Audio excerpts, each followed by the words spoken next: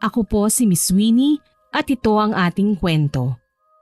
Te, tingnan mo tong foreigner na to, nauto ko. Oh, talaga? Bakit ngayon mo lang sinabing may mabibiktima na tayo? Nasaan ba para naman makilatis ko? Ipinakita ni Kelly sa nakatatanda niyang kapatid na babae ang larawan sa cellphone na biniktima niya, na lalaking may pagkabanyagang itim. Hindi naman makapaniwalang napatingin si Ate Kala sa nakababata niyang kapatid nang makajackpot siya sa isang foreigner na mayaman. Talaga? Lalandiin mo yan? Opo ate, gagayumahin ko pa nga po eh. Bahagyang hinampas ni Ate Kala sa braso ang mapagbirong kapatid. Loka ka Kelly, gagayumahin mo pa, hindi na kailangan yan, maganda ka naman eh, maapil pa. Hindi na natin gagamitan ng kulamang negro na yan. Mahuhumaling naman sa'yo yon sis, maski hindi mo pa ipainom sa kanyang gayuman natin. Promise, maniwala ka sa akin, sapat na tong gandang ito na likha ng ating sining sa dilim. Pilit na napangiti si Kelly, pagak na napatawa. Trust naman ako sa beauty ko, te. Tsaka kitam, para akong nananalamin, no? Mahinang sinampal niya ang dalaga. Sira, ate mo pa rin ako, no? Oh, bakit? Masama na bang tumingin sa'yo, ate? Naaasiwa ako. Nagmana lang naman ako sa'yo, te. Kaya ako sinabing para akong nananalamin. Ayaw mo ba nun? Remember, may lahi tayong mga mangkukulam, sis. Hindi ito ang tunay nating mga itsura. Mahina ngunit nakakatakot ang tinig na paanas niya kay Kelly. Nakakalokang napangisi pa si Ate Kala sa kanyang nakababatang kapatid. Sa bagay nga te. Diba, si nanay puro bukbok ang face. Nanahimik si Kelly sa pagpintas niya rito sa kanyang magulang. Kahit na, basta maganda tayo ano ba? Huwag mo nang banggitin ng tungkol sa kulam-kulam na yan ate ha. Baka bumalik sa dating puro tigidig tong face natin kung ano-anong lumalabas sa bibig mo. Sige na nga, sabi mo sis eh. Ay, teka, parang may tumatawag. Sagutin ko lang te ha. Ay, baka yan ay negro mong nauto. Gora lang sis. Napatingin pa sa kanya si Kelly na bahagyang lumukot ang itsura. Ate, nangutya ka na naman. Naitirik na lamang ni Ate Kala ang mga mata. Tapos inutusan na lamang niyang damputin ng cellphone. Pabuntong hiningang dinampot nga ni Kelly ang nanginginig na aparato sa ibabaw ng kama nilang magkapatid. Sinagot niya ang tawag kahit hindi pa niya tinitignan kung sino ang nakarehistrong pangalan doon. Hello? Good morning, Miss Beautiful. Nabusesan kaagad yon ni Kelly.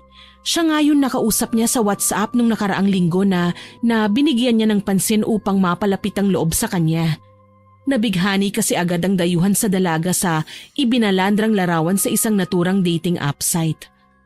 Oh, it's you, Blackjack! I don't greet you good morning ha, because here in the Philippines is evening, so I greet you good evening. English Carabao naman ang sinagot ni Kelly, kaya narinig niya ang mahinang paghagikgik ng nakatatandang kapatid. Oh, no problem, Miss Beautiful. There's nothing to worry about. I would like to inform you that I'm about to fly to the Philippines so we can finally see each other, my love. Parehong nanlaki naman ang pares ng mga mata ng dalaga sa narinig niya. Napatingin pa si Kelly sa Ate Kala niya at di rin makapaniwala sa narinig. Naka-sound speaker kasi ang Android phone niya, kung kaya naman narinig niya yon ng malakas. Oh really, BJ? I'm so really excited to see you, my love! Dumila si Ate Kala na halata namang pinaplastik ng kapatid ang taga-ibang lahing na humaling sa kanyang ganda. Of course, I chose you over my wife, Kenya. So please be excited for me, my love. Sabay na nagkangisian ang dalawang magkapatid na babae sa kanilang masamang binabalak. See you, my love, BJ, here in the Philippines. I would love to. Bye! Pinindot na ni Kelly ang end call. Tawa naman sila ng tawa ng Ate Kala niya matapos ang naturang tawag sa negrong banyaga. Walang kaalam-alam si Blackjack na lolokohin lang siya ng babae pagkarating sa Pilipinas. Peperahan o di kaya huhut-hutan para makapanggancho. Ganun ang gawain ng magkapatid na babaeng mangkukulam na sina Kelly at Kala. Gamit ang taglay nilang ganda na instrumento lamang ng kulam, nakapambibiktima sila ng mga kalalakihan na may asawa na o di kaya may nobya na upang manloko. Ginagawa yon ng magkapatid na Kala at Kelly dahil naloko rin ang kanilang ina noon ng isang gwapong lalaki buhat nang mamatay ang kanilang ama sa isang malagim na aksidente. Nasa murang edad pa lamang sila Kala at Kelly noon, 7 taong gulang. Umibig kasi ang ina nilang mangkukulam sa may itsurang lalaking yun bilang kapalit ng namayapa niyang asawa na akala ng kanyang ina ay mamahalin din siya pabalik. Ibinigay niya ang lahat ng pagmamahal, luho at maski ang sariling bahay. Ngunit sa huli, iniwan pa rin ng may itsurang lalaking yon ang kanilang ina. Dahil sa nangyari, nagpakamatay ang ina ng magkapatid. Natagpuan na lamang ng dalawa na nagbigti siya sa bodega nila. At nalaman nila na ang rason sa pagkamatay niya ay ang pag-ibig niya sa lalaking ibinigay ang buong pagmamahal niya. Ngunit niloko at iniwan din ang ina nila sa dulo. Maliban kasi sa bangkay ng nanay ng magkapatid na babae, natagpuan din nila ang isang liham tungkol doon. Humingi siya ng tawad sa mga anak dahil sa gagawing pagkitil ng buhay niya. Hindi na rin kasi niya kaya ang grabing sakit sa puso mula sa panloloko ng lalaking yun sa ginang, kaya sinukuan na lamang niya ang buhay kahit alam ng kanilang ina na maiiwan lamang sila. Upang maibsan ang sakit na dulot na ginawa sa kanilang ina ng lalaking yun, gumaganti sina Kala at Kelly sa mga lalaking may asawa o di kaya'y may iba ng karelasyon. Parang kambal na anay lang na sinisira ng magkapatid na babae ang relasyon ng iba, gamit na rin ang ipinamana sa kanilang kulam ng kanilang pumanaw na ina. Para magkaroon din ng dobleng benepisyo sa kanilang niloloko, humihingi rin sila ng salapi sa kanila. Nang hindi na nila kailangan ng lalaking pagtataksilan nila at nakakuha na ang magkapatid ng sapat na halaga sa kanya, basta-basta na lamang siyang iiwan sa ere. Pagkatapos ay magpapalit muli sila ng anyo upang makapambiktima ulit ng ibang kalalakihan. Ganon ang modus nila Kala at Kelly gamit ang pangungulam. Para sa magkapatid na babae, isang malaking katangahan na kinitil ng kanilang ina ang sarili niyang buhay dahil lamang sa isang lalaki. Kaya itinatak din sa isip ng magkapatid na hinding-hindi sila gagaya sa inutil na ina na nagpakatanga dahil lamang sa maling pag-ibig. Ang galing mo sis ha, mukhang successful ang pagpapanggap mo ha. Galak na pagbati ni Ate Kala kay Kelly. Ako pa bate?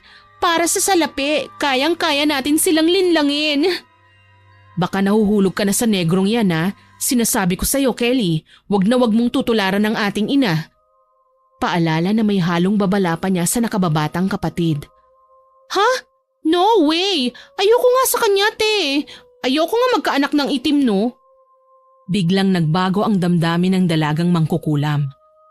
Sus, first time mo kayang mauuto. Ang BJ na negro na yan.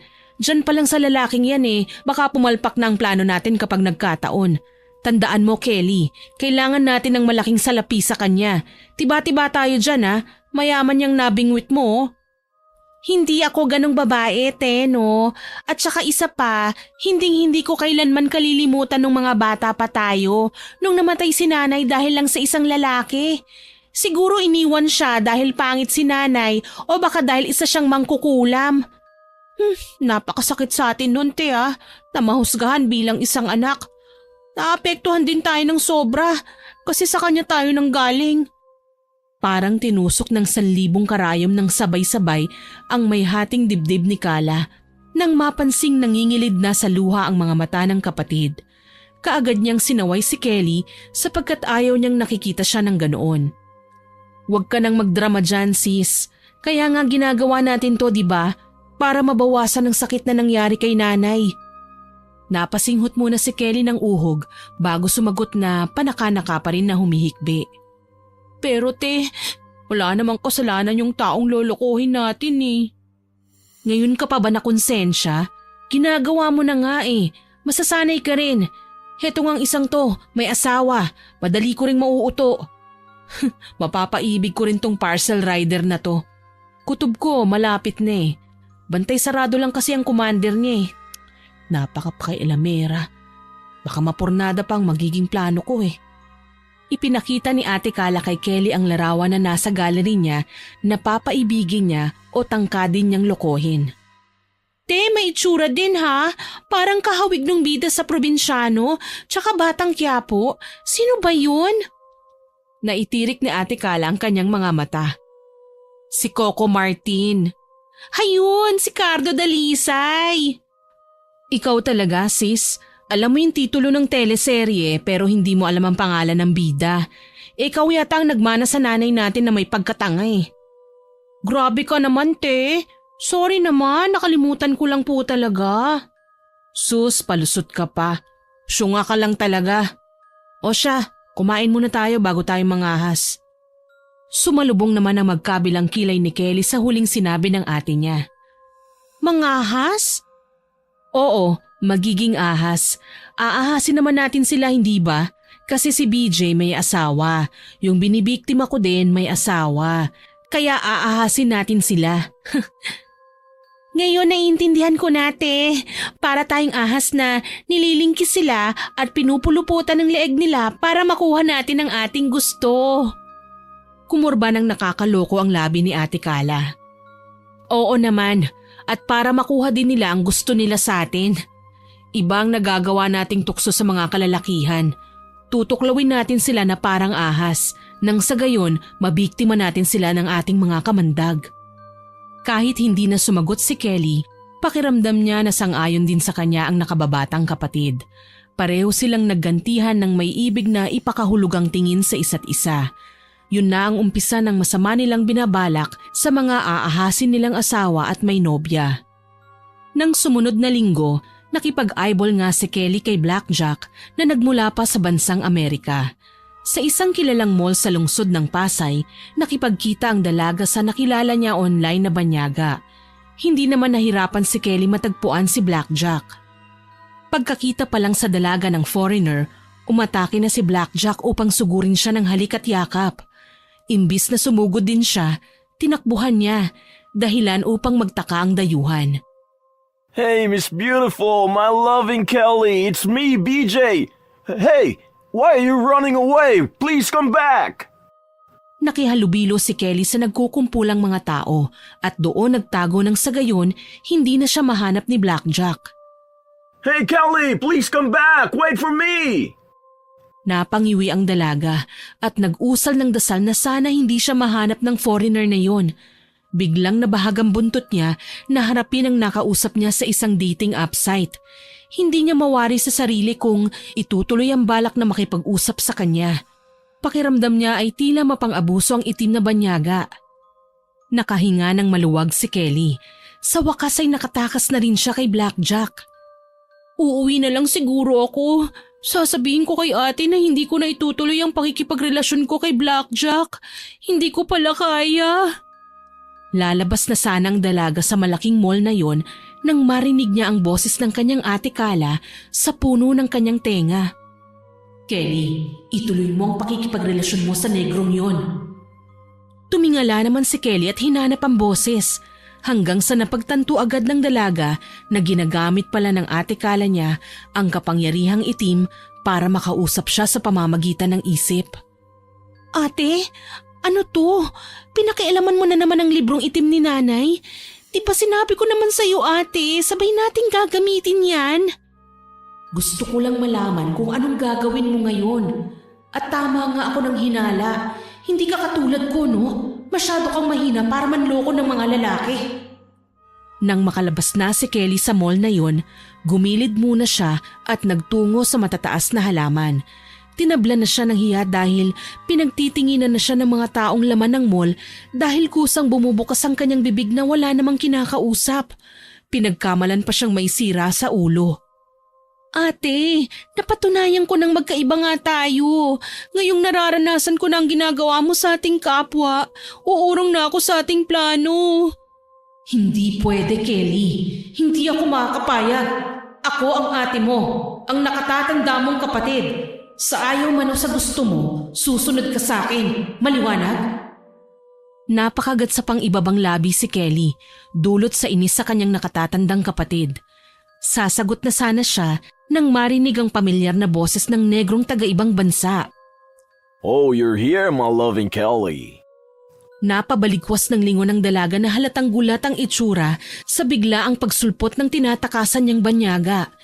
Hindi niya akalaing natagpuan kaagad siya noon kahit sa pinakatago-tagong lugar na yon ng pinakamalaking pamilihan. Napamura patuloy si Kelly sa isip nang wala sa oras. Nalintikan na! Ikaw nang bahala sa kanya, sis. Kaya mo na yan. Malakas na narinig ni Kelly sa puno ng kanyang tenga ang hagik-gik ng kapatid na tila tawa ng isang batikang mangkukulam.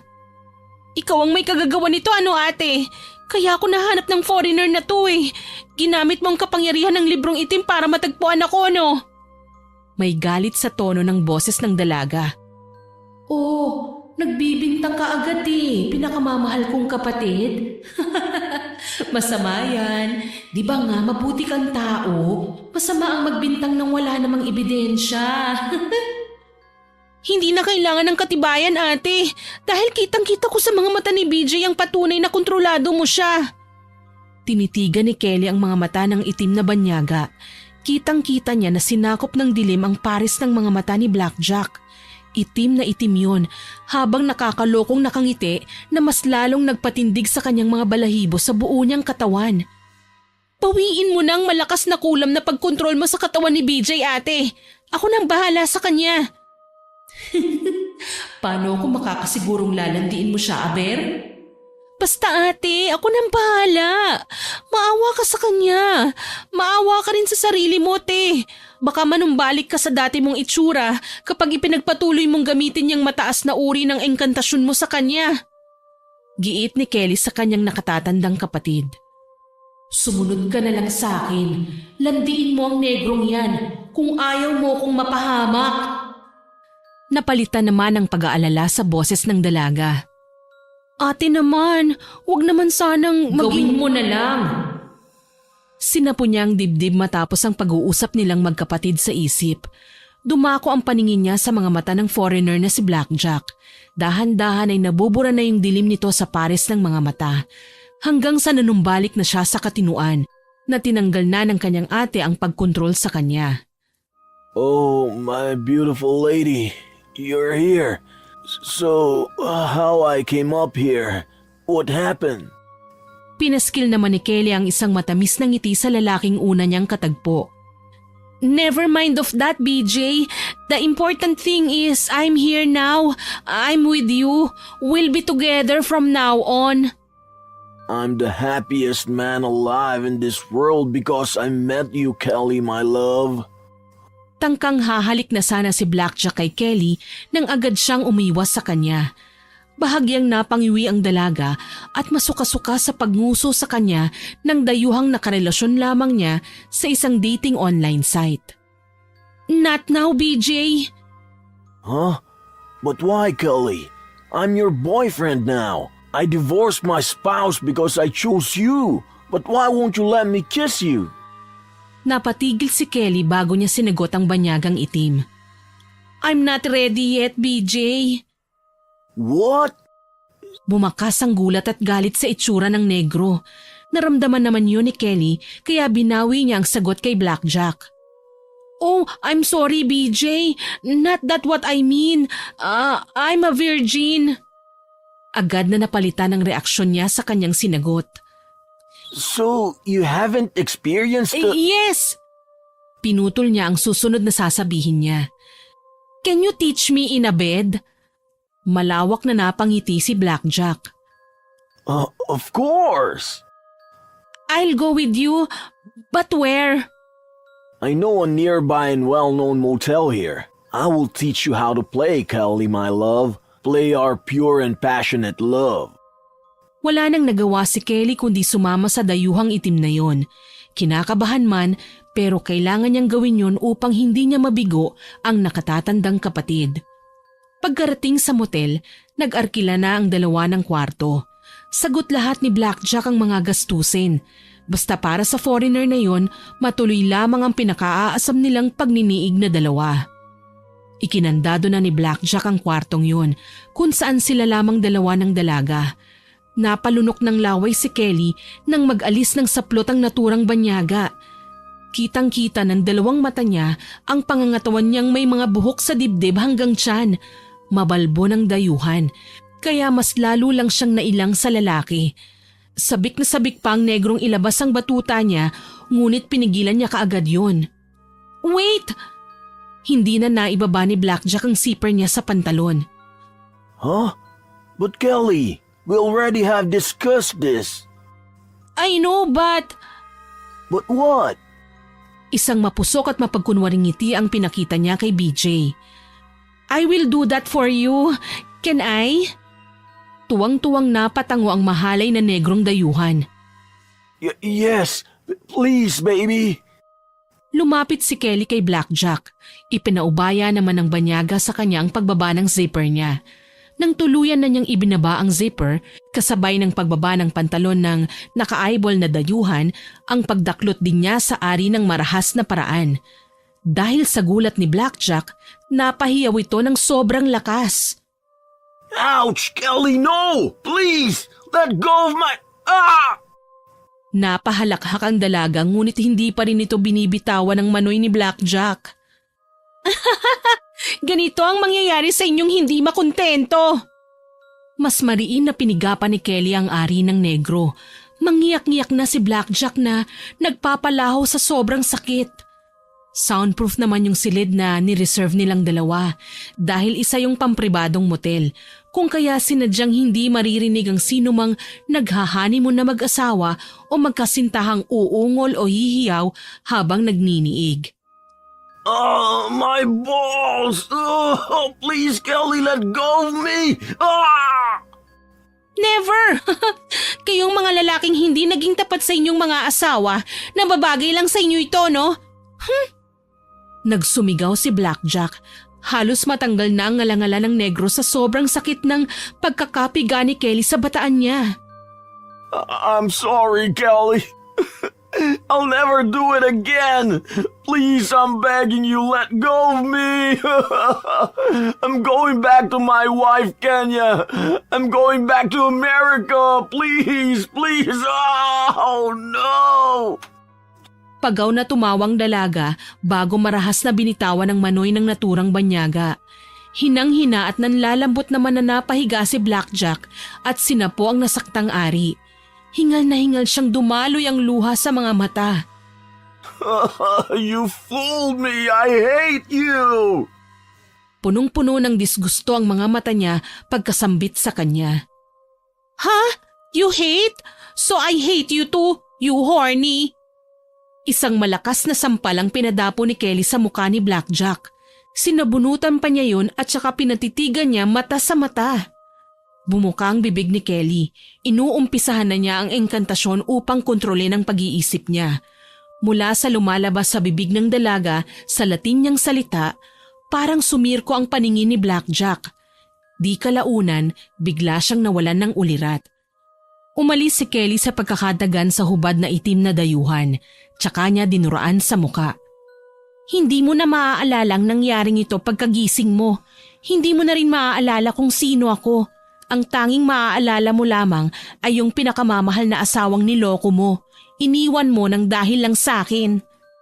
Bago siya umalis sa motel ay kinuha ni Kelly ang mga dolyares na salapi ni Blackjack sa bag. Tiba-tiba pa nang may mga mamahalin din siyang relo doon. Dinekwat din niya ang credit card niya na naglalaman ng 100,000 piso. Nang makasiguradong ubos na, nalustay na niya ang mga pera ng negro, agaran na siyang sumibat. Nakahinga ng maluwag si Kelly pagkasakay niya sa pinara niyang taxi. Dumiretso siya kaagad sa kanyang ate na nasa kondominium. Oh, you're here, my dear sister. How are you? Salubong ni Ate Kala sa nakababatang kapatid na Kelly na kararating pa lamang galing sa panloloko sa Amerikanong sunog. Huwag mo nga akong ma-English dyan, ate. Nangaasar ka pa dyan eh. Oh, bakit? Anong problema? Hindi na tuloy niya napigilan ng malakas na pagtawa sa pangaasar niya sa kapatid. Akala ko ba English spokening dollar ka na ngayon? Kumusta nga? Hayun, kamunti ka nang sumirit ang dugo ko sa ilong sa pakikipag-usap sa sunog na yon. Di ka na nasanay. Nasa na yung mga nakulimbat mo kay sunog? Agad na nilahad ni Ate Kala ang kanyang palad. Ayos ka rin no? Oh, bakit? May parte ko dyan Nasaan? Bilis na. Napaismid na lamang si Kelly. Tsaka inilabas sa bag niya ang samot-saring dolyares na ninakaw niya kay Blackjack. Tiyempo tayo nito Ang galing mo, Kelly. Oh, eto pa. 5 makikinang na kulay ginto naman na relo ang sinunod niyang inilabas. Ang gara! Nakakainggit ka, sis! Makakabili na tayo nito ng mamahaling sasakyan. Tig-isa tayo. Ngayon, nagampanan ko na ang party ko kay Blackjack. Ikaw naman ate, sino ba yung binibiktima mo? Bumuntong hininga si Kala. Nasabi ko na nga sa'yo to, diba? Yung parcel rider nga. Ay, oo, yung kahawig ni Coco Martin. Pero ate, magkakapera ba tayo sa kanya gaya ni BJ? Di ba nga, yung bibiktimahin lang natin yung mayayaman? Napailing siya ng ulo. Hindi tayo magkakapera sa kanya, pero babaero kasi yan. Kailangan ko lang turuan siya ng leksyon. So, niloloko nga lang talaga niya yung asawa niya? I hate that. Baka lapirutin ko lang din ang manoy niya gaya kay Sunog. Ako nang bahala sa kanya. Niloko niya ako nung high school kami dahil sa puro bokbok ang mukha ko noon. Ngayon may alam na tayo na itim na kapangyarihan at nagamit na natin ito upang gumanda tayo. Panahon naman para gamitin ko tong kagandahan ko upang makapaghiganti sa kanya. Kuryosong napatingin si Kelly sa kanya. Ex mo pala siya, te? Malamig na sinagot niya ang kapatid. Oo, aakitin ko siya. At sisiguraduhin kong kamumuhian siya ng asawa niya. Nagkatinginan ng magkapatid na may ibig ipakahulugan sa isa't isa. Ilang sandali pa, nagkangisian ang 2 dalaga. Bahagyang may umumbok na tigyawat sa pisngi ni Kala at Kelly, pero hindi rin nagtagal, naglaho rin yun na parang bula. Nagagamit na kasi nila ang kanya-kanyang kapangyarihang itim sa kanilang binibiktimang kalalakihan. Tingin mo sis, anong pwede kong orderin dito? Di beauty products. Loka, may beauty product na tayo, no? Napakamot sa bunbunan si Kelly. Ay, oo nga pala. Gamit ang black magic natin. Alam ko na kung ano yung i-add to cart ko. Heto na lang yung relo. Maagap din namang natanggap yon ng seller. Nang mga sumunod na araw, ipinadala na ng seller yung relo na kinash on delivery ni Kala. Tumawag siya mismo sa agency para yung rider mismo ang ma-assign sa kanilang lugar para ipadala ang kanyang item. Tagumpay naman siya sa kanyang pinlano dahil ang pangalang Zorro Likwanan ang rider na naka-assign para ipadala ang kanyang parcel order. Ngayong araw na yon sis, excited na akong makilala si X. Good luck ate! Ilang beses mo nang ginagawa ang pangmomodo sa mga kalalakihan, kaya kaya mo na yung ex mo. Bandang hapon, pasadong 4:00 ay may bumusinang motor sa tapat ng kondo. Sumilip si Kala sa ibaba. Bumaba ang dalaga na may pagmamadali pero may pag-iingat pa rin. Pinagbuksan niya ang parcel rider na yon. Kayo po ba si Miss Calia San Agustin? Tinanggal ng motorcycle rider ang helmet niya. Nakilala niya agad ang mukha niya. Hinding-hindi pa rin siya nagbabago. May itsura nga siya pero para kay Kala, mukha pa rin siyang manloloko at babaero. Sumilay ang ngiting napaka-plastic sa mga labi ng dalaga. Yes, ako nga. Nice to meet you po, ma'am. Picturean ko lang po. Bali, 1584 po ang item. Natameme ang lalaki nang sa pag-angat ng ulo niya sa kanya para siyang nagyelo na nakatunghay sa kanyang nakabibighaning itsura. Magkano nga po ulit, kuya? Ikaw ba? Magkano ka? Parang na-hypnotize ang parcel rider. Lumitaw ang mapuputing ngipin ni Kala sa banat na yun ng lalaking nakamotor. Mahina siyang napahagikgik. Hindi mo na ako mabibili, kuya. Nabili mo na ako noon, natikman. Pero matapos mapagsawaan, tinapon mo na lang ako ng basta-basta. Wala na akong quality sa'yo dahil may asawa ka na. Napailing ang lalaki sa sinabing yun ni Kala. Para bagang may pinaghuhugutan siya sa mga lumalabas sa kanyang bibig. Anong sinabi mo, miss?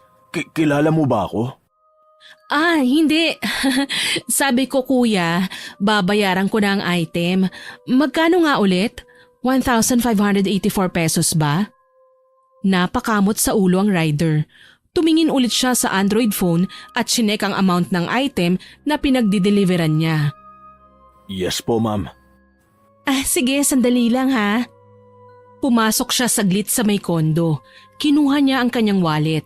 Naglabas siya ng 1,000 papel, 500 pisong papel, 150 at puro mamisong barya.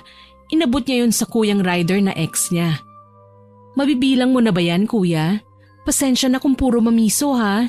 Yan lang kasi ang meron ako eh. Yes po, ma'am. Di ko na po bibilangin pala. May tiwala naman po ako sa'yo eh. Bumulong naman ng nakakakilabot si Kala sa hangin. Talaga? Sa magaganda ka lang nagtitiwala? Alam ba ito ng asawa mo? Ma'am, ano pong sinasabi niyo? Maang-maanga na nagpalinga-linga si Kala.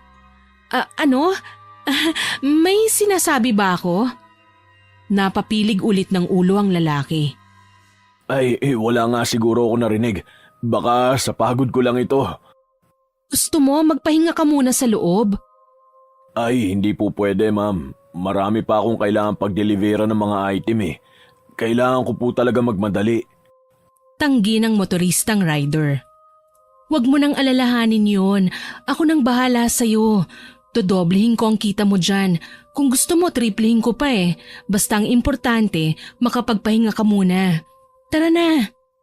Tila nakumbinsi naman ang lalaki kay Kala. Sabay na silang pumasok na dalawa sa kondo. Nakabuntot lang ang rider sa kanya, papanhik sa magiging kwarto ng dalawa. Ang gara naman po ng kondo nyo. Sa inyo po ba ito, ma'am? Yes, gusto mo sa'yo na lang to. Talaga po, ma'am? Yabang ko, no? Binibiro lang kita. Sayang po, ma'am. Sana totoo na lang po yung biro ninyo. Oo nga pala, ma'am. Hindi pa pala ako nakakapagpakilala. Ako nga po pala si... Zoro, ikaw si Zoro Likwanan. Paano niyo po ako nakilala? Malamang, ikaw ang naka-assign na rider sa akin eh. Makikita ko kagad yon sa shipping information. Malakas na nasapo ni Zoro ang noo. Oo nga pala. Bakit di ko naisip yon? Malamang wala ka na sa katinuan. Nasa bahagi ka na ng aking kapangyarihan. Ano po yun, ma'am? May sinasabi po kayo? Wala. Ba't ang hilig niyong bumulong, ma'am? Wala nga akong sinasabi, Zoro. Ito naman, oh. Nandito na tayo. Dito ka na muna pansamantala sa aking silid. Pinapasok na ni Kala ang kanyang dating kasintahang may asawa ng si Zoro. Nakakaya naman po, ma'am. Alis na lang po ako. Baka hinahanap na rin po ako ng commander ko eh. Hindi yan, huwag kang mahiya. Mag-enjoy ka lang dito, mag-relax. Nood ka lang ng TV, Netflix kung gusto mo pa. Tapos kapag may gusto kang kainin, nasa ref lang ha. Punong-puno ang ref namin. Feel at home ka lang. Pinaupo ni Kala sa malambot na couch si Zoro. Kusang dinahandahan naman niyang tinanggal ang kanyang jacket. Hayan, para hindi ka mainitan. Baka kasi naiinitan ka na eh. O kung gusto mo naman, mas lalo ka pang mag-init. Napakagatlabi si Zoro nang dumako ang mga mata niya sa hiwa ng kanyang dibdib. Hindi ko nga ba alam itong nararamdaman ko eh. Para bang mas lalo akong nag-iinit? Tumingin si Kala sa leeg ng lalaki. Kapansin-pansin ang paggalaw ng Adam's apple niya. Napapalunok siya ng laway. Para bang may kumukulo sa katawan niya na hindi niya malaman. Gustong-gusto na ni Zoro mailabas ang pagkulong yun. Nag-iinit ako. Kailangan kong ilabas to. Otomatikong hinubad ng lalaki ang sando niya. Sapatos, medyas, pantalon at natitirang saplot. Kinagat ni Zoro ang pang-ibabang labi. Tila ba natakam siya sa nakahandang putahe sa harapan niya. Sa alindog ni Kala, tiyak mapapaakit niya ang kahit na sinong kalalakihan. Maghunos dili ka, Zoro. Akong bahala sa'yo. Sinunggaban ni Kala ng halik ang labi ni Zoro. Marubdob yun kung kaya hindi nanigas ang buong katawan ng lalaki. Hindi siya makapalag dahil pinuluputan na ng ahas ang lalaki. Naramdaman ng dalaga na tila may tumusok sa kanyang puwetan. Kaagad na napatingala si Kala sa pagkabigla. Pero di kalaunan, napaungol siya habang nakangiti. Dahil sa kasabikan, kinagat niya ang leeg ni Zoro.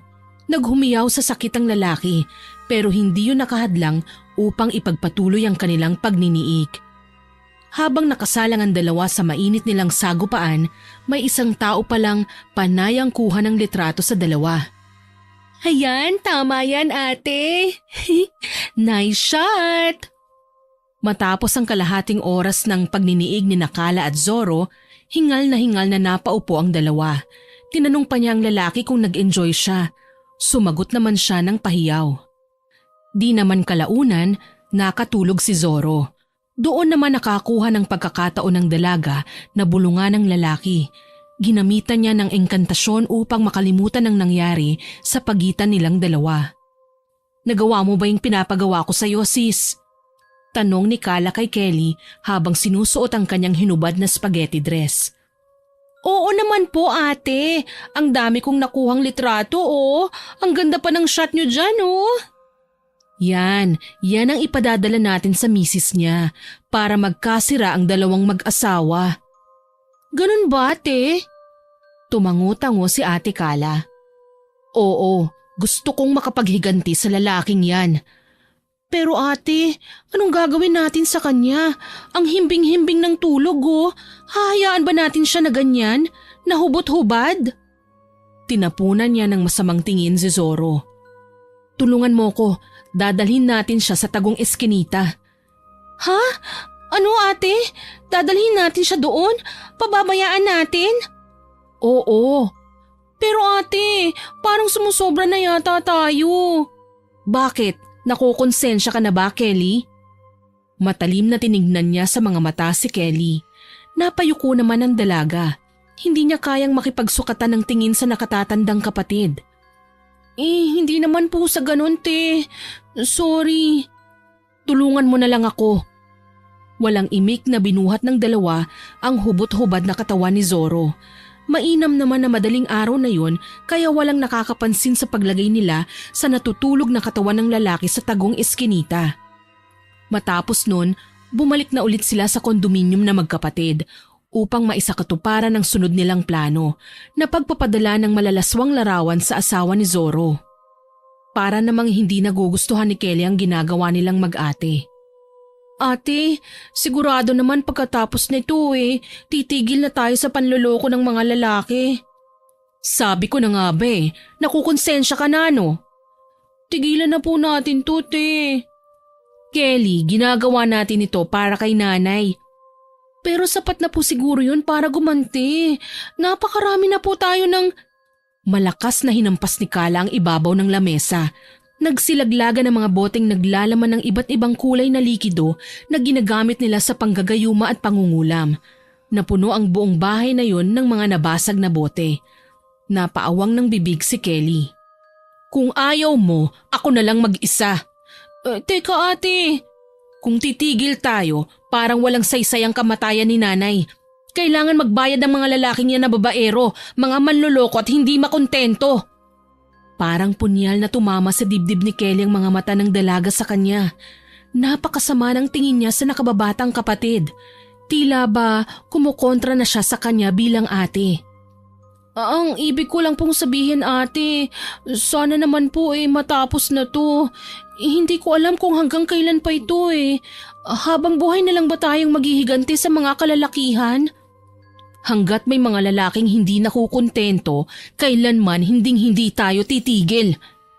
Biglang sumama ang panahon ng mga sandaling yon. Dumilim, kumulog at kumidlat. Tila nakikisang-ayon ang kalangitan sa nararamdaman ni Kala. Sumunod ka na lang sa akin bilang ate mo, Kelly. Kung hindi, kamumuhian kita. Hindi lang yon, isusumpa pa kita. Naglakad palabas si Kala habang naiwang nakanganga pa rin si Kelly. Sumubsob na lamang ang dalaga sa lamesa at sinabunutan ng sariling buhok. Paano na to? Paano ko mapipigilan si ate sa ginagawa niya? Ayoko na tong ginagawa niya Tay, Nay, Patawarin mo po kami kung puro paghihiganti na lamang ang laman ng puso namin ni Ate Carla. Hindi na po namin alam ang aming ginagawa. Napaiyak si Kelly dahil litong-lito na siya sa sarili. Sumasakit na rin ang kanyang dibdib sa hindi niya malamang dahilan. Napatingin ang dalaga sa harap ng salamin. Hinaplos niya ang kanyang maamong muka. Hindi ikaw to. Nagtatago ka lang sa mukhang ito para hindi ka mahusgahan ng masama ng mga tao. Kelly, hindi ikaw to. Hindi. Patuloy na rumagasa ang luha sa kanyang mga mata. Kalat na yon sa kanyang muka.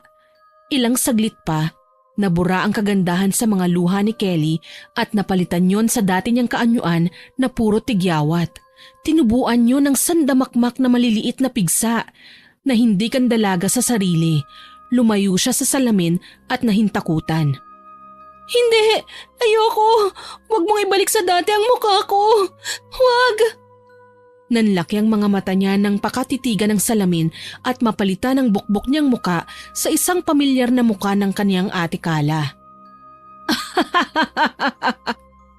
Tumawa na parang bruha si Ate Carla niya. Gusto mo ba na maging ganyan ang itsura mo? Gusto mo, ha? Wag, ate! Ayoko! Ayoko! Napabaligwas ng bangon si Kelly mula sa isang masamang panaginip. Bangungot lang pala. Hingal na napatingin siya sa katabi sa kanyang kapatid na malakas na humihilik. Akala ko, pumangit na naman ako eh. Hindi na ako makakapayag na bumalik sa pagiging pangit. Tutulungan ko na lang si ate sa pambibiktima niya sa mga lalaki. Dahil sa masamang panaginip na yon, hindi na kumontra pa si Kelly sa gusto ng nakatatandang kapatid. Sinunod na lamang ng dalaga ang kanyang ate kahit labag sa kalooban niya. Laking tuwa naman ni Ate Carla na itutuloy na niya ang balak na pambibiktima sa mga kalalakihan upang maging instrumento ng kalabagan sa ika-6 na utos ng Diyos, ang magsilbing anay sa relasyon ng iba. Mabuti at nagbago na yung isip mo, Kelly. Sabi ko na nga ba hindi mo ako matitiis. Siyempre, ate po kita eh. Tsaka magkapatid po tayo. Wala pong iwanan para sa mabuti man o kahit sa masama. Di bale, aanihin din naman natin ito bandang huli. Baka nga tayo pa ang magsilbing bayani ng mga kababaihan dahil sa ginagawa nating ito eh. Bayani ng mga linta at ahas kamo. May sinasabi ka? Wala ate. Nagmana lang naman ako sa'yo na mahilig din bumulong. Pilit nang initian niya ang nakatatandang kapatid. Bumubulong lang naman tayo para magsambit ng kung anumang orasyon. O siya, tulungan mo na lang ako ditong gumawa ng langis. Para saan po ba yan, te? Langis ito para sa mga lalaking lolokohin natin. Isang haplos mo lang nito sa kanyang likuran, tiyak na mag-iinit siya at hahanap-hanapin niya ang mga haplos ng kamay mo. Napatango ang dalaga. Eksperto na talaga ang kanyang ate sa paggawa ng ganong uri ng itim na salamangka. Gawa ng nasa nakatatandang kapatid ang itim na libro ng kanilang pumanaw na ina. Pag-aralan mo ito ha, ganito lang ang gagawin mo. Tinuruan nga siya ng kanyang Ate Carla sa paggawa ng langis. Dahil madali din naman siyang natuto, ginamit niya rin yon sa ibang mga kalalakihan upang mahumaling sa kanya. Lumipas lamang ang 3 buwan, mahigit na 5 lalaki na ang kanyang nabiktima sa kanyang alindog at magandang pagmumuka. Bonus na lamang na may langis siya upang makasiping ang kanyang mga nabibingwit na lalaki upang sirain ito sa mata ng mga nakarelasyon niya. Ate, guess what? Limpak-limpak na naman ang salapi natin today. Bit-bit ni Kelly ang isang attache case na naglalaman ng libu-libong salapi. Binuksan yon ng kanyang Ate Carla. Nagniningning ang kanyang mga mata na tumambad nga sa kanyang mga dolyares na salapi. Mukhang mas marami pa to kesa sa nauna mong negrong dayuhan na nabiktima. Nilanghap pa ng dalaga ang mga perang papel. Of course, te. Leader ba naman ng mga sindikato ang nabiktima ko, no? Nadoble ang mga pares ng mga mata ni Carla. Bigla itong binundol ng kaba. Talaga? Baka naman... Don't worry, te. Nilasing ko naman siya ng mga halik ko eh. Ginamit mo yung kulay berdeng langis? Nagtaas baba ang ulo ng dalaga. Magaling. Ikaw naman ate, kumusta? Heto, naghahanap ako ng posibleng lalaki na pwede kong ahasin. Kaso wala akong makita sa social media sis eh. Tulungan kita ate. Hindi, kaya ko na to. Mabuti pa, lumabas ka na lang muna ng kondo. Tiyakin mo na ibahin mo ang itsura mo ngayon ha. Baka umaaligid yung mga bantay ng sindikatong naloko mo. Ikaw talaga. Sorry naman te, magandang isda yung nahuli. Isang malaking isda. Lumabas na si Kelly para maglakad-lakad at lumanghap ng sariwang hangin. Sobrang stress ang dinaranas niya dahil sa pressure na rin ng kanyang ate na humanap ng aahasing lalaki. Hindi ko na alam kung papatawarin pa ako ng Diyos sa mga ginagawa ko. Pero para kay ate, sasamahan ko siya hanggang dulo. Bayaan na kung sa impyerno ko pupulutin. Basta kasama si ate. Nasa kalagitnaan ng kanyang pagmumuni-muni, may narinig siyang sit-sit sa kanyang likuran. Tila ba inagaw ang kanyang atensyon ng kung sino mang taong yon. Bumalikwas siya ng lingon, subalit wala siyang nakitang kahit ano. Sino ba yan? Hindi ako nakikipagbiruan sa'yo ah. Lumabas ka na. Kung ayaw mong kulamin, ipadampot kita sa pulis. Labas na! Dahil sa pagbabanta niyang yun, takot at nakataas ang dalawang kamay na lumabas ang isang matipunong lalaki na may gwapong itsura sa tagong iskenita. Heto na po binibini. Susuko na po. Sorry kung naagaw ko ang pansin mo. Tumawa-tawang lumapit sa kanya ang lalaki, kasabay naman ang kanyang pag-urong. Huwag kang lalapit! Sinasabi ko sa'yo, tatawag ako ng pulis! Pulis! Pulis! Teka. Hindi ako masamang tao. Wala naman ako masamang intensyon sa'yo. Bakit mo nga ako sinusundan? Stalker ba kita ha? Paano kung sabihin ko sa'yong oo? Di kakasuhan kita. Napakamot naman sa nangangating bunbunan ng lalaki. Kasalanan na bang magka-interes sa isang pinakamagandang babaeng nakita ko sa tanang buhay ko? At ipapakulong mo ko dahil dun? Nagtaas baba ng salit-salita ng kaliwat kanang kilay niya. Huminga siya ng maluwag. Ibinaba naman ng lalaki ang dalawa niyang kamay. By the way, my name is Puraw. And you, what's your name? Naglahad ng kamay ang nagpakilalang si Puraw. Tinignan siya ni Kelly mula ulo hanggang paa. Sa pakiwari ng dalaga ay batak na batak siya sa gym. Pumuputok ang suot niyang magkabilang manggas dahil sa mabukol niyang braso. Kahawig din ni Puraw si Paulo Avellino at tamang-tama na secret crush din ng dalaga ang naturang artistang yun. Malugod na kinamayan din ni Kelly si Puraw. My name is Kelly. Pilit ang pagkakangiti niya sa lalaki. Hindi niya alam kung bakit tila binundol ng kaba ang dalaga. Pero may halong kilig sa buong sistema nang tinanggap niya ang kamay ni Puraw. Unang beses niya kasing makaramdam ng kakaiba na hindi niya malaman sa mahigit 5 lalaki na rin na kanyang niloko. Nang kumalas sa pagkakamay ang dalawa, bahagyang nalukot ang itsura ni Kelly dahil sa dismaya. Malambot kasi ang palad niya, tipong ayaw na niyang bitiwan. By the way, Kelly, are you single? Direktang tanong niya sa kanya.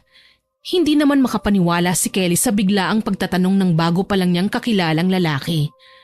Napailingan dalaga. Fresh pa ako, no? Oh, you're fresh. Nice to hear that.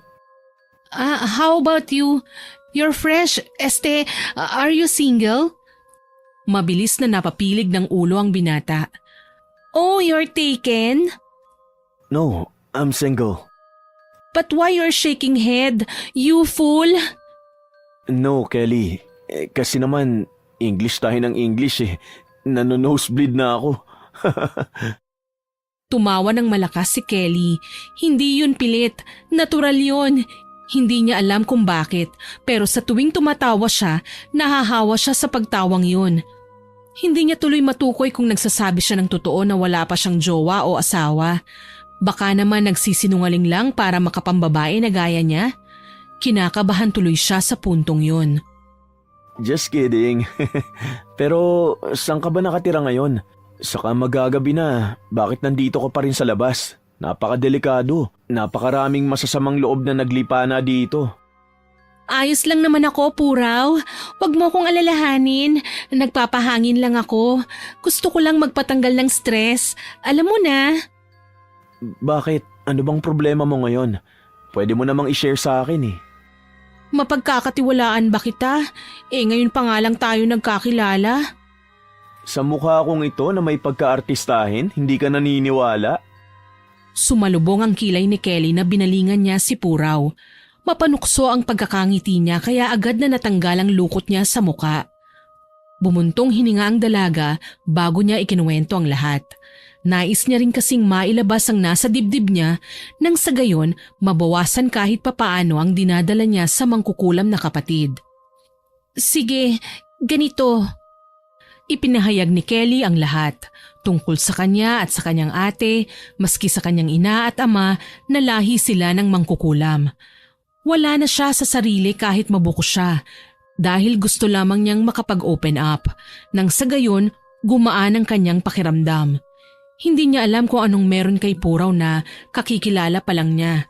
Pero para kay Kelly, mapagkakatiwalaan siya dahil napakagaan ang pakiramdam niya sa kanya. Ibig sabihin, mga mangkukulam kayo? Ganun? Tapos nambibiktima ka ng mga kalalakihan? Tama ba? Nakayuko pero mahinang tumugon si Kelly na may pagsang-ayon. Tapos kaya ninyo ginagawa itong magkapatid dahil gusto nyong maghigante para sa nanay nyo? Oo, pero Puraw, ayoko na. Hindi na ako makikinig sa ate ko. Huli na yung leader ng sindikatong inakit ko. Hindi ko na kaya. Sumubsob siya sa matipunong dibdib ni Puraw. Hindi yun inaasahan ng binata pero nagpaubaya na lamang siya upang ilabas ang sama ng loob niya sa nakatatandang kapatid. Puraw, tulungan mo ko. Hindi ko na kaya yung pinagagawa ni ate. Ayoko nang mangulam para makasira sa ibang relasyon. Naiintindihan kita. Hinahaplos ni Puraw ang kanyang likuran upang mapatahan. Dahil sa mahal na mahal mong kapatid mo, ginagawa mo yun kahit labag sa kautusan ng Diyos. Napaangat ng ulo si Kelly na nagkalat ang luha sa mga mata. Pinunasan niya ang mga luha sa kanyang muka. Bigla siyang tinablan ng hiya kay Puraw. Ay, sorry. Gusto ko lang kasing ilabas tong saloobin ko eh. Hindi ka ba natakot sa nalaman mo na isa akong mangkukulam? Humihikbing tanong ng dalaga sa binata. Nagkamot muli si Puraw sa likuran ng ulo. Hindi naman. Ha? Bakit? Nag-angat ng ulo ang lalaki at saka pinakatitigan siya sa mapupungay na mga mata. Dahil alam ko na may mabuti kang puso. Ganun ba? Bahagyang namula ang magkabilang pisngi. Ngayon nalaman mo na napangit ako. Lalayaan mo na ba ako? Sinugod siya ng halik ni Puraw sa labi. Hindi yun inaasahan ng dalaga kung kaya't napamulagat siya. Itinulak siya ng bahagya at nasa po ang bibig. Tingin mo ba lalayuan pa kita ngayong nahalika na kita? Umangat ang labi ng binata na animoy nakakaloko. Bakit mo ginawa yun sa akin, Puraw? Hindi mo pa ba halata, Kelly? Type kita. Gusto kita. Kung mamarapatin mo, pwede ba akong manligaw sa'yo? Pangako, hinding-hindi kita huhusgan. Mamahalin kita ngayon, bukas at magpakailanman. Itinaas pa niya ang kanang kamay bilang panunumpa, habang ang kanang kamay naman niya ay nasa dibdib. Para bagang may naglalarong paru-paro sa tiyan ng dalaga, hindi kaagad siya nakasagot. Tila ba may pagkailang pero kilig sa kanyang sistema. Ano, Kelly? Sasagutin mo na ba ako? Sige ka, baka magsisi ka. Oo! Malakas na sambit ng dalaga, sabay sa paulit sa bibig. Talaga? Tama ba itong narinig ko? Sinasagot mo na ako? Yes! Woo! Sinasagot na ako ni Kelly! Nahihiyang sinaway ni Kelly si Puraw. Binalot na kasi ng dilim ang buong paligid at baka nakakabulahaw pa ang binata sa mga natutulog sa bahay-bahay na yon. Hoy! Shh! Ano ba, Puraw? Manahimik ka nga. Akala ko ba ligaw pa lang? Hindi pa kita sinasagot, ano ba? Tumigil ka nga. Ha? Ano? Ligaw pa lang ba? Sorry naman. Excited lang. Doon din naman kasi papunta yun eh. Kapwa tuloy nagtawanan ng dalawa. Sinamahan ni Puraw si Kelly ng gabing yun hanggang sumapit ang 12:00. Tuwing papalubog naman ng araw ay nakikipagkita siya sa naturang binata para makipagkwentuhan. Kapag umaga, nambibiktima siya ng mga kalalakihan base sa utos ng kanyang ate Kala. Layunin na sisirain niya ang mga magkakarelasyon bilang kabit. Naisip na rin ni Kelly na lokohin si Puraw, pero sa kabilang banda may parte sa puso't isipan niya na huwag ituloy ang binabalak dahil bukod sa alam na niya ang tungkol sa kanya at sa kanyang pamilya, napamahal na rin siya sa kanya. Sobrang bait ni Puraw at mukhang mapagkakatiwalaan. Nasisiguro din niyang wala siyang ibang karelasyon maliban sa kanya. Kaya naman naging safe haven niya ang naturang binata. Puraw?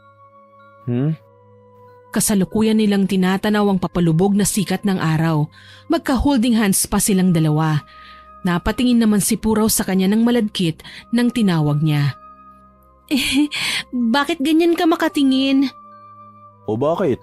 Masama ba? Hindi naman, Puraw.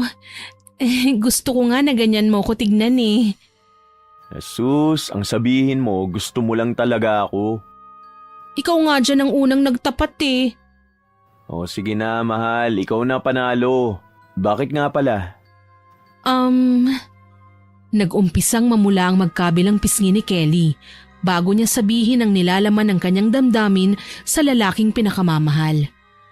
Salamat nga pala ah. Ha? Para saan? Sa lahat. Kasi hindi mo ko hinusgahan tsaka nagtitiwala ka lagi sa akin. O bakit? Lulukuhin mo ba ako gaya ng mga nabibiktima mong lalaki? Uy, loyal kaya ako. Bakit ikaw? Lolokohin mo ko? Maski naman ako loyal. Chuchu, siguraduhin mo lang kung ayaw mong makatikim ka sa akin ng kulam. Dumikit si Puraw kay Kelly upang magtama ang kanilang balat sa isa't isa. Huwag mo na akong kulamin. Ulamin mo na lang. Susme, naghanap ka lang ng makakarhyme sa kukulamin. Sus! Bakit? Masarap naman ako Di ba? Natikman mo na ako. 2 beses pa nga eh. Hay nako Puraw, wag mo nang ipaalala. Baka gusto mo ng round 3. Oh, ayos! Kahit round 4, 5, 6 hanggang 10, yaka sa akin yan. Tumayo si Puraw at binuhat si Kelly. Hoy, ano ba? Ibaba mo nga ako. Hindi, maghahani muna tayo. Hala, agad-agad? Hindi pa nga tayo kasalano, umayos ka nga. Gusto ko na kasing magkaroon ng prinsipe at prinsesa nating dalawa. Ano ba? Ibaba mo muna ako. May kiliti ako sa tagiliran eh.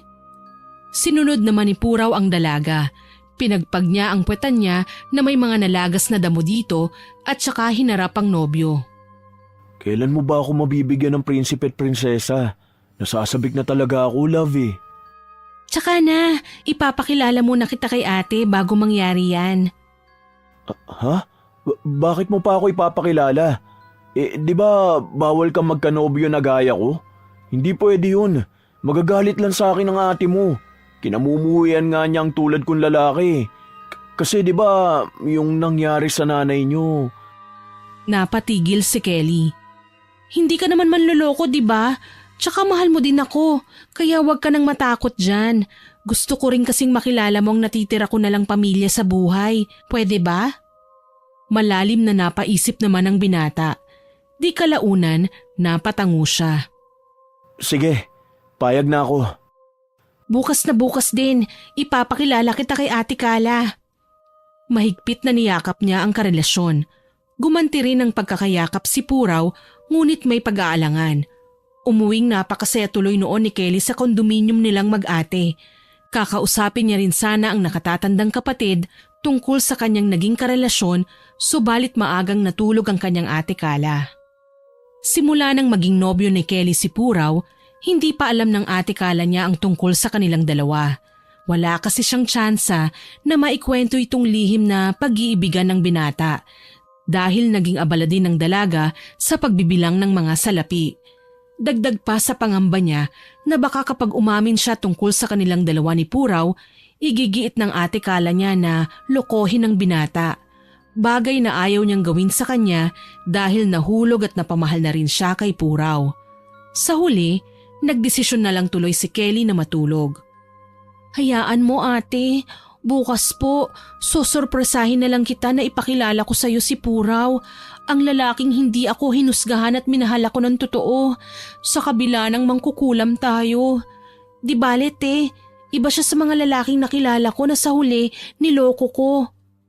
Humalik siya sa noo ng kapatid. Niyakap niya at tumigil din naman sa kahihilik si Kala. Pasado 9:00 na ng umaga nang nagising si Kelly. Napasarap din kasi masyado ang tulog niya. Naalimpungatan siyang bumangon sa higaan at namalayang wala na sa tabi niya ang kanyang ate Kala. Hala, nasa na si ate?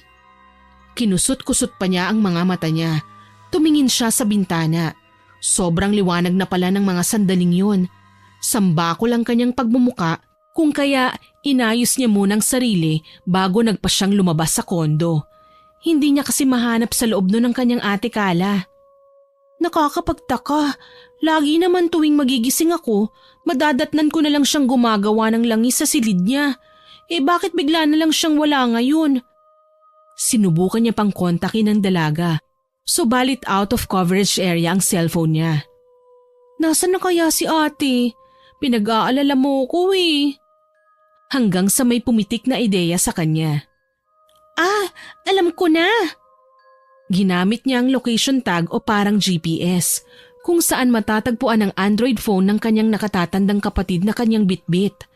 Di kalaunan, gumana yon. May red point sa Google Map kung saan naroroon ang kanyang ate. Sinundan niya yon hanggang sa maging pamilyar kay Kelly ang lugar na yon. Nilibot niya pa ang buong paligid. Teka, ito yung lugar kung saan kami palaging nagtatagpo ni Puraw Dito pa namin tinatanaw yung papalubog na sikat ng araw kapag maggagabi na. Hindi kaya… Naitutop ni Kelly ang kanyang bibig. Kaagad niyang tinunto ng talampas. Natagpuan nga niya ron si Kala at Puraw na nag-uusap. Kailangan na nating magtaan ng dalawa, Kala. Ha? Bakit? Hindi mo pa nga nakikilala ang kapatid ko Itatanan mo na kagad ako? Kailangan pa ba yun? Ang importante sa ngayon, nag-iibigan tayong dalawa. Hayaan mo na yung kapatid mo. Marami naman na siyang pere. Mamumuhay tayo ng payapa na tayong dalawa lang. Malayo sa lungsod na ito. Pero Puraw, si Kelly ang… Shh! Malaki na ang kapatid mo. Iwan na natin si Kelly. Napakuyom ng kamao sa galit si Kelly nang marinig niya ang balak ni Puraw sa kanyang nakatatandang kapatid. Tumindi din ang galit niya nang malaman niyang pinaglalaruan lang ng lalaking yun ang puso nilang dalawang mag-ate. Hindi ko kayang iwan ang kapatid ko. Kaya mo, kung ako ang pipiliin mo. Talaga ba, Puraw? Parang bombang sumabog naman ang paglitaw ni Kelly mula sa likuran ng matabang puno. Hayop ka! Sis, anong ginagawa mo dito? Pinukulan ni Kelly ng matalim na tingin si Puraw bago sa kanyang ate Kala. Ate, yung taong yan! Umalis na tayo dito, Kala! Hinatak ng binata palayo ang nakatatandang kapatid sa kanya. Huwag kang sumama sa kanya, ate! Manlulokong lalaking yan! Dinuro niya pa si Puraw. Napatigil naman si Kala na pilit pa ring hinahatak ng binata. Teka Puraw, makikinig ako sa kapatid ko. Huwag kang maniwala sa kanya, Kala. Sinungaling ang… Ikaw ang sinungaling! Pinutol niya ang sunod-sunod na sasabihin ng binata. Ano ba sis? Hindi kita maintindihan. Hindi ko kayo maintindihang dalawa Magkakilala ba kayo? Oo! Halos magkasabay na sambit ni na Kelly at Puraw. Marahang tumingin na may pag-aalangan si ate Kala niya sa binata. Kilala mo ang kapatid ko? Ipapakilala pa lang kita sa kanya. Oo ate, at ipapakilala rin sana kita sa kanya. Tila biglang nawala naman ng kulay noon si Puraw na hindi alam kung ano ang gagawin. Ano bang ibig sabihin nito? Oo ate, tama nga ang iniisip mo. Yung lalaking yan, pinagsabay tayong dalawa. Hindi na napigilan ng kanyang nakatatandang kapatid na sampalin si Puraw. Hayop ka! Manloloko! Pumaling pakaliwa ang muka ni Puraw. Bumakat ang palad ni Kala sa kanang pisngi niya. Kaagad yung namula. Saglit, magpapaliwanag ako. Isang malutong din ang pinalasap ni Kelly sa binata. Pumaling naman pakana ng muka niya at bumakat ang palad ng dalaga sa kaliwa niyang pisngi. Hayan, pinantay ko na! Parang tuod sa kinatatayuan doon si Puraw. Nasa harapan ng binata ang dalawang ahas na pinaglaruan niya ang mga puso upang lokohin din silang dalawa. May balak pa nga siyang pag-awayin ng dalawang ahas na sumira sa ibang magkarelasyon. Subalit nabigo siya dahil maaga siyang nabuking. Pinagkatiwalaan kita, Puraw, pero anong ginawa mo? Ginago mo kaming dalawa ng ate ko. Hinding-hindi kita mapapatawad. Mas lalo na ako. Papatayin ka namin. Sabay pa sanang dadaluhungin ng magkapatid ang mapanlinlang na itinuring nilang agila nang ikumpas ni Puraw ang mga kamay at pinahinto silang dalawa. Sa hindi malamang dahilan, biglang nanigas si Kala at Kelly sa kinatatayuan. Hindi man lang sila makagalaw. Para silang naistatwa, lalo na nang pakatitigan sila sa kanilang mga mata. Pulang-pula ang pares na mga mata ni Puraw na animoy kontrolado ang buo nilang sistema. Anong ginawa mo sa amin? Hindi maaari. Isa ka ring mangkukulam. Humalakhak ng nakakakilabot si Puraw. Mabuti at napagtanto nyo ring magkapatid. Mga tanga! Ibinabana niya ang dalawang kamay. Tinangka naman nila Kala at Kelling tumakas sa itim na kapangyarihan ng binata. Subalit hindi pa rin nila nagawa. Pakawalan mo kami! Hayop ka! Hindi ako tanga na kagaya niyong magkapatid. Sino ka bang talaga ha? Bakit mo ginagawa to sa aming dalawa? Binalingan niya ng nakakakilabot na tingin sa kulay dugo nitong mga mata ang magkapatid. Wala lang. Gusto ko lang kayong paglaro ang magkapatid. At saka malas-malasan nga naman yung dalawa. Nagmana kayo sa inyong ina na mga tanga! Dahil sa narinig ni Kala at Kelly sa binatang yun, biglang umalsang dugo nila patungo sa kanilang ulo. Anong ibig mong sabihin? Kilala mong nanay namin? Ate, siya ang nang-iwan kay nanay. Ang lalaking yan ang dahilan kung bakit nagpakamatay si nanay. Pagsisiwalat ni Kelly sa nakatatanda niyang kapatid. Muli ulit naglabas ng makapanindig balahibong paghalakhak si Puraw. Yan, tama yan. Mainam naman at ginagamit nyo na ang kukutin yung dalawa. Akala ko susunod kayo sa yapak niya na isang utu-uto, tanga at madaling maloko. Napakawalang puso mo. Bakit mo ginawa sa nanay namin yon ha? Anong ginawa niyang kasalanan sa'yo? Minahal ka lang naman niya. Umibig siya sa'yo simula nang mawala si tatay. Pero anong ginawa mo? Basta-basta mo na lang siyang iniwan. Pinaasa mo siya. Dahil sa'yo, dahil sa kagagawan mo, kaya kami naghihiganting magkapatid sa mga lalaki. Dahil sa'yo, nakasira pa kami ng ibang relasyon. Naging mga parang mga peste kami sa lipunan dahil sa galit at paghihiganti namin sa'yo. Hindi na napigil ng magkapatid ang bugso ng damdamin. Nagpadala na sila sa emosyon. Galit, awa sa sarili, maski pagluluksa sa pangungulila sa kanilang ina. Habang si Puraw nanatili pa ring nakangisi, hindi man lang siya tinatabla ng awa sa dalawa. Tapos ano? Pareho kayong magkapatid na umibig din sa akin? Kung hindi ba naman kayo ipinanganak na estupida, mga madaling magpaloko? Nanloloko na nga lang kayo, nakuha pa kayong lokohin ng isang mangkukulam lang na gaya ko? O ano, best actor na ba ako nito ha? Napaibig ko kayong dalawa. Pero bakit nga? Bakit mo ginawa sa amin to? Bakit? Sa pasigaw at pagalit na tanong na yun ni Kala ay pumikit si Puraw. Sa pagdilat nito, bumalik na din sa dati ang pares ng mga mata niya. Parehong naigupo ng panghihina ang magkapatid.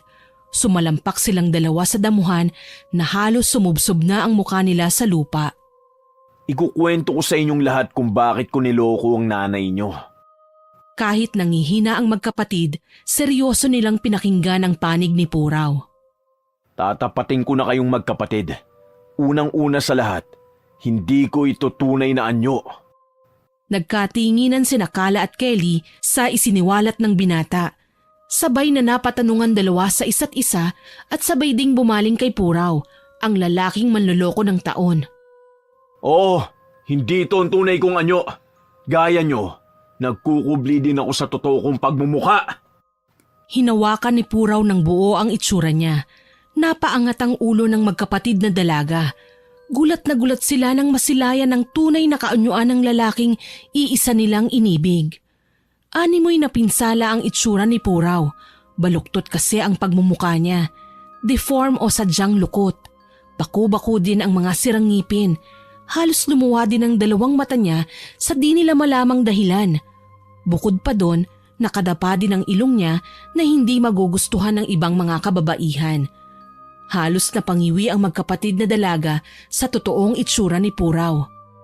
Ngayon nakita nyo ng dalawang magkapatid ang tunay na mukha ko. Ano? Nagbago ba ang pagtingin nyo sa akin? Nagbago na ba ang nararamdaman nyo sa akin? Palibasa, kagaya lang kayo ng inyong ina. Mga tumitingin sa panlabas na anyo ng isang tao. Nagsimula nang maglabas ng saloobin ng binatang pinagkaita ng magandang itsura. High school ako nung makilala ko si Kalidad, ang inyong ina. Magkaklase kami noon. Pareho din kaming pinipintasan dahil sa pangit naming itsurang dalawa. Ang totoo nga niyan, higit nga ako na mas pangit kay Kalidad. Kumpara sa kanya, talagang napinsala ng todo ang aking pagmumukha. May himig na inggit nitong pahayag sa magkapatid. Hindi ko nga alam kung bakit ako pinanganak dito sa mundo. Kung bibigyan lang din ako ng pangit na mukha. Akala ko wala nang kwenta ang buhay ko noong mga panahong yun. Maraming beses na pinili ko magpakamatay pero hindi maaari dahil may pangarap din ako noong mga panahong yun. Hanggang sa nakilala ko nga si Kalidad. Pareho kaming laman ng pamimintas nung panahon naming yun. Dahil nga pareho kaming hindi biniyayaan ng magandang mukha. Naging karamay ko siya. Naging matalik pa nga kami magkaibigan. Kasi kagaya niya, may alam din ako sa pangungulam. Pareho din kasing batikang mangkukulam ang lolo't lola namin. Kaso yun nga, dahil sa malalim namin pagkakaibigan ni Kalidad noon, nahulog na rin ako sa kanya. Ipinagtapat ko kay Kalidad na mahal ko siya. Pero anong ginawa niya? Pinagtabuyan niya ako. Ilang beses akong nakiusap sa kanya na bigyan niya ako ng tsansa para mahalin siya. Kaso kaibigan lang daw ang turing niya sa akin. Sa huli iniwan niya ako matapos naming makapagtapos ng high school. Nagpapadala pa rin ako ng mga liham sa kanya para kausapin niya ako. Kahit na ibalik na lang sa dati yung pagiging magkaibigan naming dalawa. Pero... Umagulgol sa pag-iyak si Puraw. Nakatanggap lang ako ng liham pabalik sa kanya na wag ko na raw siyang guguluhin pa. Kasi may asawa na siya. Tatay niya yun. Ang pinaka hindi ko pa makalimutan sa kanya, yung salitang pinandidirihan niya ako. Ayaw na daw niya ako makita pang muli. Tapos pinagsisisihan na daw niyang nakilala niya ako. Alam niyo ba kung gaano kasakit yun? Ha? Malakas na sininghala ng binata ang magkapatid na ikinaangat ng magkabila nilang balikat. Pinunasan ni Puraw ang nagkalat na luha sa mukha niya tapos sinipat ng masamang tingin sina Kelly at Kala na natameme sa ipinahayag niya. Kaya yun, nang malaman kong patay na ang ama niyo, nagpanggap akong ganitong itsura ko. Ikinumpas niya ang kanang kamay sa kabuuan ng mukha niya at bumalik sa dating anyo na kahawig ng artistang si Paulo Avellino. Ginamit ko ng pagkakataon upang mapaibig si Kalidad sa peke kong itsura na likalang ng aking itim na mahika. At ayun, nagtagumpay ako. Hetong inanyong tumitingin sa panlabas lang na anyo, nahulog sa akin. O diba? Napakagaling. Nang iwan ko, nagpakamatay. Kundi ba naman aanga-anga si Kalidad eh. Matapos magkwento ni Puraw sa nakaraan niya ng kanilang ina, maririnig ang paghinga ng magkapatid sa isa't isa. Ramdam nila ang magkahalong tensyon. Pumalik naman ang kulay dugong mga mata ng binata na nagsasambit na pala ng maikling kataga upang manipulahin sila. Lumalim ang tono ng boses ng binata. Ngayong nalaman nyo na ang nakaraan namin ng inyong ina, panahon naman na siguro upang sumama kayo sa kanya. Pare-pareho lang kayo, mga mapanghusga! Gamit ang kanan at kaliwang kamay, pinaangat ni Puraw sina Kelly at Kala sa ere. Napansin ni Kelly na hindi na siya makahinga. Sinasakal na pala sila sa lieg. Para bang may nakaipit na kung anong mahigpit sa leeg nilang dalawa ng kanyang ate na hindi nila nakikita. Puraw! Bitawan mo kami! Pakawalan mo na kami, ano ba? Mas itinaas sa ere ni Puraw ang magkapatid, lagpas na sa taas ng puno. Namumula ang buong mukha ni na Kelly at Kala. Mukhang tanggap na nila ang kanilang kamatayan sa kamay ng mapanlinlang na si Puraw, ang pumatay din sa puso ng kanilang inang si Kalidad. Ano? May gusto ba kayo sabihin magkapatid sa akin bago ko kayo patayin? Pabor naman sa inyo, di ba? Dahil miss na miss nyo na rin ang inyong inang pangit na nga ang mukha. Pangit pa ang ugali! Para bang piniga ng todo ang lieg ni Nakala at Kelly. Halos sasabog na talaga ang ulo nila. Kitang-kita kasi ng magkapatid, nagigil ang kamay ng mabagsik na mangkukulam na si Puraw. Ate, gusto ko lang sabihin sa'yo na mahal kita. Mahal na mahal din kita, bunso. Patawad kung pinipuwersa kitang lokohin ang mga kalalakihan. Nadamay ka pa sa kasalanan ko. Huwag mong sisihin ang sarili mo, ate. Para sa akin, ginawa mo lang to para kay nanay. Kung ito na ang huli, kapatid, pinagsisisihan ko na ang lahat. Mapupugto na ang hininga ng dalawang dalaga. Mas lumalim naman ang pagkakangiti ni Puraw at pinatindi ang itim nitong kapangyarihan. Nakikita nila sa ibaba ang pag-usok ng kulay itim ng buong katawan ng binata. Nag-init sina Kala at Kelly. Para bang napapaso sila't nasusunog. Humiyaw sila sa sobrang sakit. Hindi kalaunan, nakaramdam din sila ng kaginhawahan nang may parang bumulong sa kanila na pamilyar pero malamig na tinig. Nay? Pinapalakas ang loob ng magkapatid. Nanggagaling man sa kailaliman ng hukay ang boses nito, ngunit sapat na yun upang labanan ng manlolokong binata. Biglang lumuwag ang leeg ng dalawang dalagang mangkukulam. Nakatingala pa rin si Puraw pero hindi na siya nakangiti. Napuno ang pagtataka sa itsura niya dahil hindi niya malaman kung bakit tila hindi na gumagana yung engkantasyon sa magkapatid. Anong nangyayari? Bakit nakakaramdam ako ng mabigat sa dibdib ko? Anong... Napabalikwas ng lingon si Puraw. Binulaga siya ng multo ni Kalidad. Dinaluhong siya ng multong ginang, subalit tumagos lang ito sa katawan ng mangkukulam. Nakaramdam ng panghihina ang binata.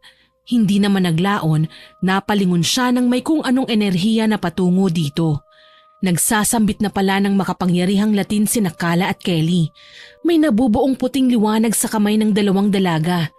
Palaki yon ang palaki, hanggang sa bitiwan nila yon patungo sa mangkukulam na si Puraw. Para sa aming ina! At para sa aming dalawang magkapatid na niloko mo! Hetong sayo! Hiya! Hindi yun inaasahan ni Puraw. Tangkang iiwas sana siya sa malaking enerhiya na pinakawalan ng magkapatid, ngunit huli na. Natamaan na siya ng malaking puting liwanag. Hindi! Ah! Tumilapo ng magkapatid sa malayo matapos ang pagsabog na yon. Sa pagwawakas ni Puraw na tuluyan ng naging abo, ang pagwawakas na rin ng pambibiktima ng magkapatid na sina Kala at Kelly sa mga kalalakihan. Tumayo ang dalawa at pinagpag ang suot nilang kamiseta. Nagkatinginan ng dalawa sa isa't isa. Tawa sila ng tawa nang walang humpay sa kani-kanilang itsura. Pangit ka na ulit, sis! Oo nga, te. Pangit ka na rin. Hagalpakan lang sila ng tawang dalawa. Matapos kasi ang tagpong yun at pakikipagsagupa sa mabagsik na mangkukulam na si Puraw, isang malaking aral ang natutunan ng magkapatid. Iyon ay kung paano makontento sa ibinigay na itsura sa kanila ng Panginoon. Tuluyan na silang magbabagong dalawa. Babawi sina Kala at Kelly sa mga niloko nilang lalaki. Babalikan nila ang mga lalaking yun upang hindi lokohin muli at maging mga kabit nila kundi para humingi ng tawad. Matapos nilang magawa yun, papasukin naman nila ang simbahan. Magkukumpisa lang magkapatid sa pari at ipagtatapat na nilabag nila ang isa sa utos ng Diyos. Ang dalawang ahas dati ay mababalatan na upang magbago.